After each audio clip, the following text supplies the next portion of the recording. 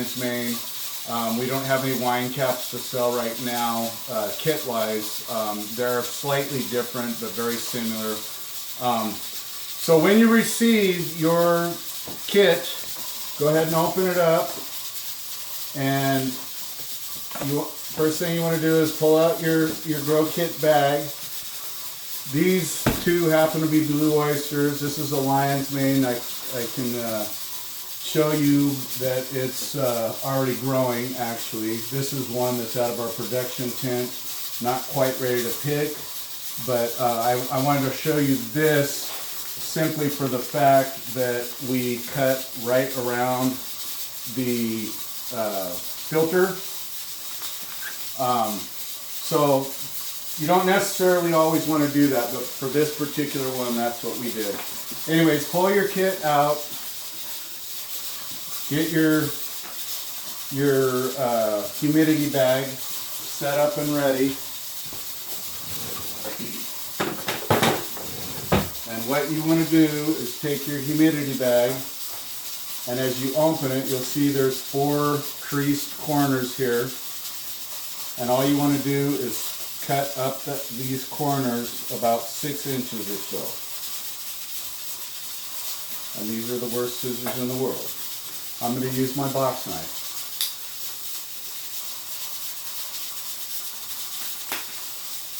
So you're going to cut each corner about 6 inches.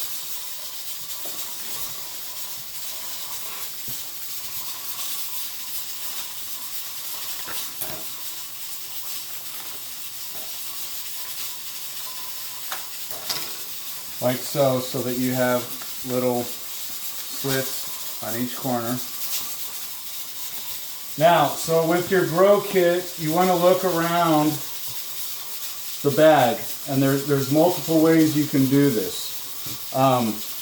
We've noticed in our production grows that if you look around the filter patch, this one isn't so much, but this one has a little bit of pinning going on underneath the filter patch. They tend to like to do that because that's where the oxygen is coming in, and they're seeking the oxygen.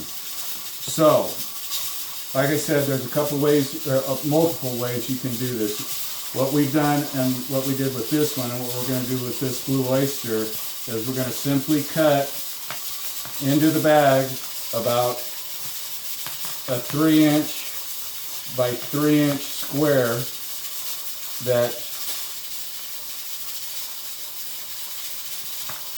and not all the way around, just on 3 sides of the square. And then you can open that little flap up, and that'll give it the oxygen and the room for it to start pinning.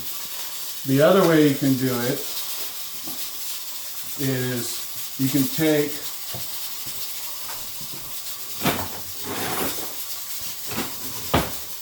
and on this particular one, there's no pinning going on underneath the filter here. But if you look around the bag, there's several areas that have more dense mycelium. This one in particular. So what you can do is you can either take and cut 2x2 X's on both sides of the bag, like so. Take your box cutting knife and do that. Or you can take and do a giant 6x6 X. And the reason I say there's 2 different methods here is because generally speaking, if you do the smaller X's and multiple X's on multiple sides of the bag, you're going to get more smaller pinning mushrooms, and generally speaking, if you do one large X, you're going to get one larger flush. So you'll have multiple smaller flushes, or you'll have one large flush.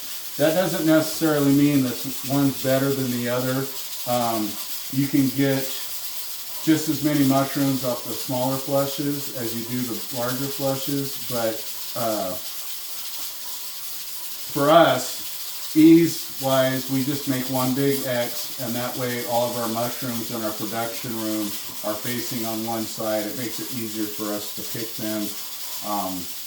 And so yeah, or like I said, you can cut an X, or excuse me, a square in the bag, and what we normally do is like a 3 by 3. So I would take where this mycelium is really dense here, I would take and cut a 3-sided square, a flap, if you will, around that. So that's what I'm going to do now.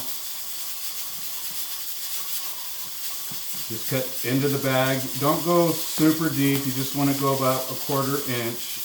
Don't worry, you're not going to hurt the mycelium. It'll grow back.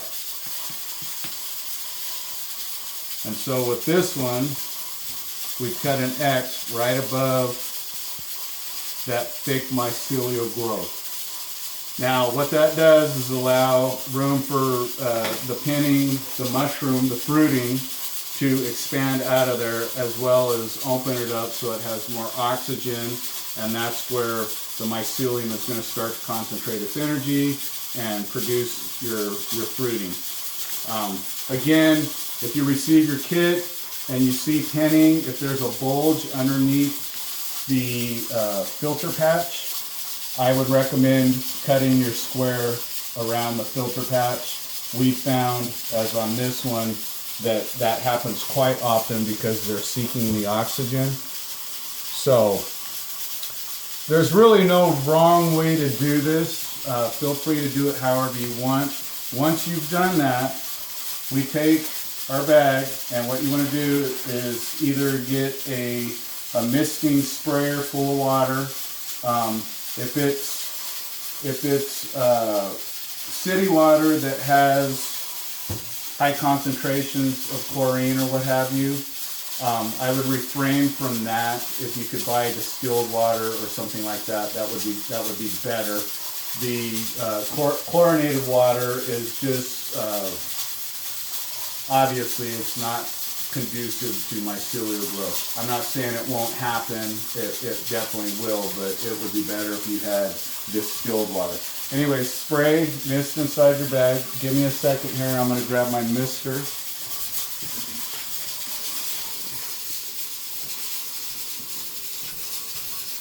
And so what you want to do is just open up your humidity tent bag and give it a good spray inside the bag, 3, 4, 5 sprays, so it's nice and moist. If you don't have a mister, just run some water inside the bag out of your tap faucet or your jug of distilled water. Pour some water in there, shake it around, dump out the excess, and then all you want to do is take your humidity bag and cover the top of your mushroom block, like so. And just slide it over there, just like that. You've got an air chamber in there, you've got your humidity going. Now there's a couple ways you can do this too.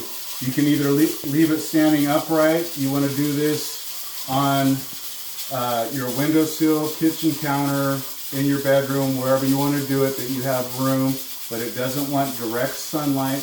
You want it about 70 degrees, warm, room temperature, warmish, not too cold, not too hot, definitely not in direct sunlight.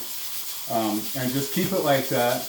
And a couple times a day, what you want to do is pull your bag off, mist inside of it again, put it back on, and what that does, number one, is it keeps the humidity going for you, and number two, it creates an oxygen, a gas exchange, so any carbon dioxide that the mycelium is producing will escape, and then you get oxygen back in there, which is what they're looking for.